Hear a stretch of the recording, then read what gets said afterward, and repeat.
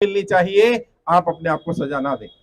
सरकार के ही आंकड़े हैं, पिछले 5 वर्ष में 50,000 ज्यादा व्यापारियों ने कर्जे कारण आत्महत्या की है। पिछले 1 वर्ष में 2022-22 में लगभग 20,000 ज्यादा लोगों ने आत्महत्या की है, और ये बहुत बड़ी संख्या है, बहुत शर्म की बात है। और सरकार के लोग क्या कह रहे हैं? सरकार के लोग कह रहे हैं इतनी कोई समस्या ही नहीं है। मैं नाम नहीं लूंगा, लेकिन एक सरकार के अधिकारी से जब मेरी बात हुई, उन्होंने क्या कहा? उन्होंने कहा भारत के व्यापार पर, भारत के व्यापारियों पर लॉकडाउन का कोई असर ही नहीं पड़ा। मैं मानता हूं यह सबसे बड़ा झूठ है। सबसे ज्यादा असर ही लॉकडाउन का पड़ा। मुझे लोगों ने कहा, मैं अलग अलग राज्यों में गया, गुजरात होकर के आया, मैं वेस्ट बंगाल होकर के आया, बिहार होकर के आया, महाराष्ट्र होकर के आया, मैं हरियाणा गया, पंजाब गया, देश के लगभग सभी राज्यों में जा रहा हूं। उत्तर प्रदेश का मेरा दूसरा दौरा, दूसरी बार आया हूं मैं यहाँ पर। जब मैं लोगों से मिल रहा हूं, संवाद कर रहा हूं, तो लोगों ने बताया, सर सबसे पहली कमर जब टूटी जब नोटबंदी की गई पहली बार 2016 में, लेकिन उससे फिर भी हम उबर गए। जैसे तैसे करके हम बाहर निकल ही रहे थे कि जीएसटी लगा दिया गया, और जीएसटी से व्यापार पर बहुत ज्यादा इफेक्ट हुआ। फिर भी कई लोगों ने कहा हम वो भी झेल गए, लेकिन ये जो लॉकडाउन लगाया गया, इस लॉकडाउन से हम उबर नहीं पाए। लॉकडाउन ने हमें कर्जे की दलदल में फंसा दिया, और इतनी बुरी तरह फंसा दिया कि हम चाह करके भी अब उस दलदल से बाहर नहीं निकल पा रहे। तो साथियों, मैं आपको बता देना चाहता हूं, मैं आपकी लड़ाई लड़ रहा हूं, मेरी पूरी टीम आपकी लड़ाई लड़ रही है, लेकिन हम तब तक सफल नहीं हो सकते जब तक हम संगठित ना हो। अभी आपने देखा होगा, हमने जंतर मंतर पर कार्यक्रम किया, बहुत जबरदस्त कार्यक्रम रहा। मतलब हजारों की संख्या में लोग पहुंच गए, मुझे उम्मीद नहीं थी इतने लोग पहुंच जाएंगे। वहां पुलिस परमिशन नहीं दे रही थी, फिर भी इतनी संख्या में लोग पहुंचे, और सरकार को सबकी सहमति से अल्टीमेटम दे दिया गया। 30 जून, इस महीने की 30 तारीख तक का अल्टीमेटम है सरकार के पास। सरकार जनता की कर्जा माफी पर संज्ञान ले। अगर सरकार संज्ञान नहीं लेती है तो फिर हमें आगे का कदम उठाना पड़ेगा। वैसे मुझे ऐसा लग रहा है सरकार पर जरूरी दबाव पड़ गया है, सरकार दबाव में आ गई है। सरकार के अधिकारियों ने ऑफ रिकॉर्ड बताना की कोशिश की, समझाने की कोशिश की कि संख्या बल आपका जो है यह सरकार के लिए बहुत बड़ा दबाव पैदा कर रहा है। और बात सही भी है। जब हमारी संख्या 10,000 थी तो सरकार के लोग हमें सीरियसली नहीं ले रहे थे। क्यों? 10,000 क्या होता है? कुछ भी नहीं होता।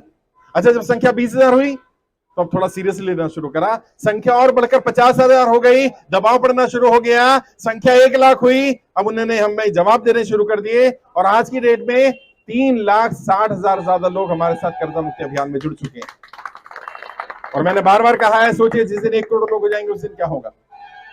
सरकार को यहां आना पड़ेगा, आपके बीच में सरकार को बात माननी पड़ेगी, सुननी पड़ेगी। लेकिन एक बात और समझो, सरकार को कोई सपना नहीं आएगा कि यहां बरेली में कोई व्यक्ति ऐसा है जो कर्जे कारण परेशान है।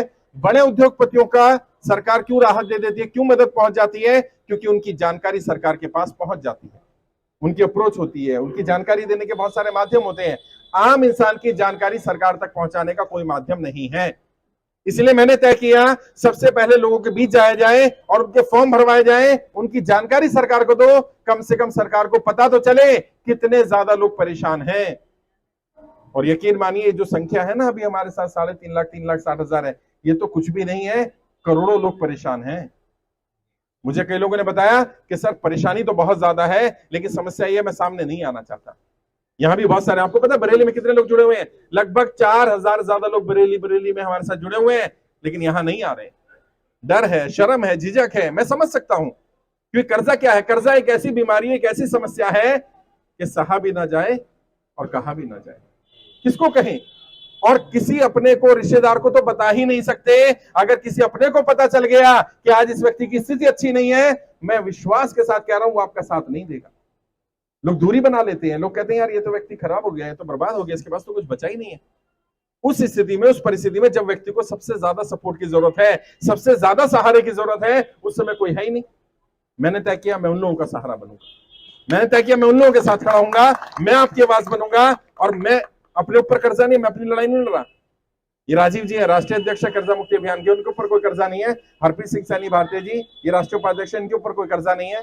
राहुल पार्चा भारतीय जी, इनके ऊपर कोई कर्जा नहीं है। हमारी पूरी टीम में जितने लोग भी जुड़े हैं, हमारे ऊपर कर्जा नहीं है, हम अपनी लड़ाई नहीं लड़ रहे। और जैसे मैंने कहा शुरुआत में, अपने लिए तो जानवर भी जी लेते हैं यार। इंसान वो है जो दूसरों के लिए जिए, जो दूसरे के दर्द को कम करने की कोशिश करे। और मैं आपसे फिर वादा कर रहा हूं, कोई गलत कदम मत उठाना, मैं आपकी लड़ाई लड़ूंगा। सरकार को हमारी बात माननी पड़ेगी, सरकार को झुकना पड़ेगा, क्योंकि हम गलत नहीं है और हमारी किसी नेता, किसी पार्टी से कोई लड़ाई नहीं है। कई लोग कह रहे हैं ये मिशन किसी पार्टी के खिलाफ है, किसी नेता के खिलाफ नहीं। जो जनता का कर्जा माफ करेगा हम उसका साथ देंगे, और जो जनता का कर्जा माफ नहीं करेगा हम उसका साथ नहीं देंगे। चाहे पार्टी कोई भी हो, नेता कोई भी हो, हमें फर्क नहीं पड़ता। अगर आज वर्तमान सरकार जो चल रही है उन्हें लगता है कि उन्हें हमारा वोट चाहिए, सपोर्ट चाहिए, कर्जा माफ कर दें, सिंपल। और इसी कड़ी में मैंने क्या किया, देश के सभी 543 सांसदों को पत्र भेजने शुरू किए। उनकी राय तो ली जाए, पता तो चले वो कहते क्या है। और जिन सांसदों को पत्र भेजे गए, अभी तक 6 सांसदों के जवाब आए हैं। और हमारे लिए खुशी की बात क्या है, 6 के 6 सांसदों ने कहा जनता का कर्जा माफ होना चाहिए। 2 बीजेपी के भी सांसद हैं इसमें, कांग्रेस के भी सांसद हैं, एनसीपी के भी सांसद हैं, झारखंड से भी सांसद हैं जो कह रहे हैं कि हाँ कर्जा माफ होना चाहिए। और अब हमने उनसे रिक्वेस्ट की है, अगर आप वाकई चाहते हैं जनता कर्जा माफ होना चाहिए तो सदन में ये मुद्दा उठाइए। अभी मानसून सत्र आने वाला है, मुझे पूरा विश्वास है सदन में हमारी आवाज पहुंचेगी और सदन में यह मुद्दा उठेगा। और एक बार अगर सदन में मुद्दा उठ गया, मेरा विश्वास करिए सरकार को इस पर संज्ञान लेना पड़ेगा। और हमारी क्या मांग है, कई लोग कह रहे हैं आप कह रहे हो सबका कर्जा माफ कर दो, नहीं, मैं क्या कह रहा हूं, जो लोग नोटबंदी, जीएसटी, लॉकडाउन के कारण कर्जे की दलदल में फंसे, कम से कम उनका लोन माफ होना चाहिए।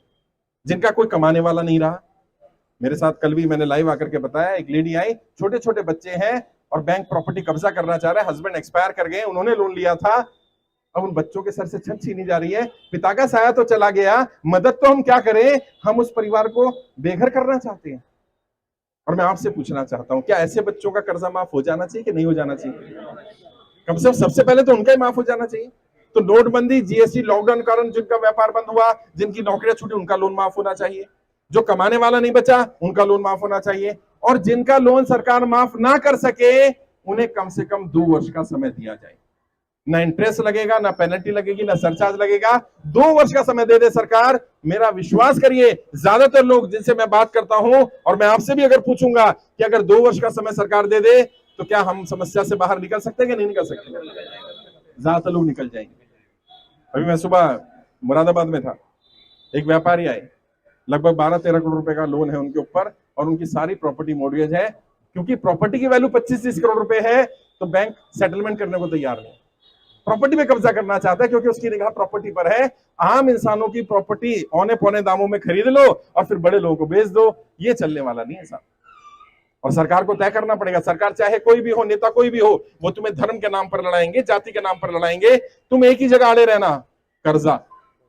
हमारी एक ही जाति है भैया, हम कौन है? कर्जे वाले हैं, हमारा धर्म क्या है? कर्जा। वो लड़ाएंगे तुम्हें धर्म के नाम पर, इसके नाम पर, उसके नाम, तुम अड़े रहना। तुम कहना भैया मैं धर्म का खुद देख लूंगा, धंधे की बात कर, मेरे व्यापार की बात कर। और जब उन्हें समझ में आ जाएगा, क्योंकि मैं जानता हूं नेताओं को अच्छी तरह, नेता ही की भाषा समझता है साहब, वोट की भाषा। जब उसे लगता है उसका वोट बैंक खिसक रहा है, जब उसे लग रहा है कि उसके खिलाफ लोग जा सकते हैं, तो तुरंत आ जाता है वो समर्थन। और आपके यहाँ के जो सांसद हैं, कौन है सांसद भाई? संतोष गंगवार जी, उनके यहाँ भी डेलीगेशन भेजेंगे, 100 लोग जाना। आज जितने लोग आए हो सबका एक व्हाट्सएप ग्रुप बना दूंगा, एक दूसरे की मदद करना, एक दूसरा साथ देना। और देखो यहाँ 70-80 लोग हो तुम, मान लो कोई रिकवरी एजेंट, कोई बैंक वाला किसी एक को परेशान कर रहा है, इनको परेशान कर रहा है, सब पहुंच जाओ। और कैसे परेशान कर रहा है? मेरा भाई है, हिम्मत नहीं होगी भाई वो किसी को परेशान कर ले। अभी क्या था, अकेले अकेले लड़ाई लड़ रहे थे, वो कहानी सुने ना बचपन में, एक लकड़ी होगी कोई भी तोड़ देगा, लकड़ी का गट्ठर बन जाएगा, कोई तोड़ नहीं पाएगा। ये गट्ठर बन जाओ, अपने मतभेद भुला दो, जाति के नाम पर, धर्म के नाम पर मतभेद भुला करके, भाई ये मेरा भाई है, बस मैं इसका साथ दूंगा। और सोचो अगर यहाँ 70-80 लोग हैं, हर व्यक्ति तय कर ले मुझे सबकी मदद करनी है, हर एक की मदद करने के लिए 70-80 लोग मिल जाएंगे। और तुम्हें क्यों डरा पा रहे बैंक वाले, क्यों रिकवरी वाले परेशान कर पा रहे, क्यों गाली गलौज होती है? क्योंकि उनको पता अकेला है, कोई है नहीं इसके साथ, क्योंकि रिश्तेदार तो आएगा नहीं, पड़ोसी वड़ोसी आएगा नहीं, अकेला है, दबा दो। दबना नहीं है, डरना भी नहीं है, डराना भी नहीं है। और सांसद का जो डेलीगेशन जाएगा, लेटर भेजूंगा, लेटर लेकर के जाना सांसद जी के पास, और सांसद जी से रिक्वेस्ट करना कि इसका जवाब दे, मुझे दिल्ली भेजना है जवाब, चाहे 2 घंटे लगे, 4 घंटे लगे, 6 घंटे लगे, बैठे रहना वहीं पर। उनसे सिर्फ यही पूछना है, एक ही सवाल, सांसद जी क्या बरेली के लोग जो कर्जे की दलदल में फंसे हैं, क्या आप उनका कर्जा माफ करने का समर्थन करते कि नहीं करते? अगर समर्थन करते हैं तो उनके पोस्टर लगाए जाएंगे पूरे बरेली में कि देखो ये कर्जा माफ करना चाहते हैं, समर्थन करते हैं। और हम कहेंगे उनका साथ दो। और अगर वो कहते हैं नहीं करते तो पोस्टर लगाए जाएंगे कि सांसद ये कह रहा है मैं बरेली की आम जनता का कर्जा माफ नहीं करूंगा। तो जनता तय करेगी कि वो सांसद का साथ देगी कि नहीं देगी। इन्हें ऐसे ही घेरना पड़ेगा, और कोई तरीका नहीं है। और मैंने बार बार कहा है, जब समस्या आती है तब समाधान भी निकलते हैं। मर जाना कोई सोल्यूशन नहीं है साहब। आज भी जब सुबह मैं बता रहा हूं, मुरादाबाद में एक व्यक्ति आया, कहते साहब कुछ नहीं हुआ तो मैं मर जाऊंगा। मैंने कहा फिर क्या होगा, किसके लिए लड़ रहा हूं मैं लड़ाई? अगर तुम ही नहीं बचोगे